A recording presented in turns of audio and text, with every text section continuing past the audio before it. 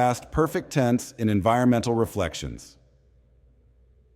The past perfect tense is a valuable tool for expressing actions that occurred before another action in the past.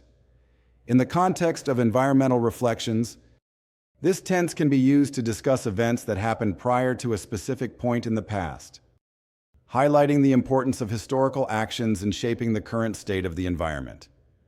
For example, when discussing the deforestation of the Amazon rainforest, one might say, by the time the world realized the extent of the damage, millions of acres of rainforest had already been destroyed.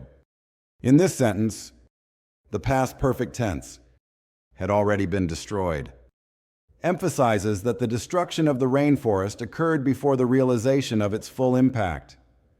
Similarly, when reflecting on the decline of bee populations, one could say, before the widespread use of pesticides, bee populations had thrived in diverse ecosystems. Here, the past perfect tense, had thrived, indicates that the thriving of bee populations occurred prior to the introduction of harmful chemicals. In addition to discussing specific events, the past perfect tense can also be used to highlight the gradual changes that have taken place over time.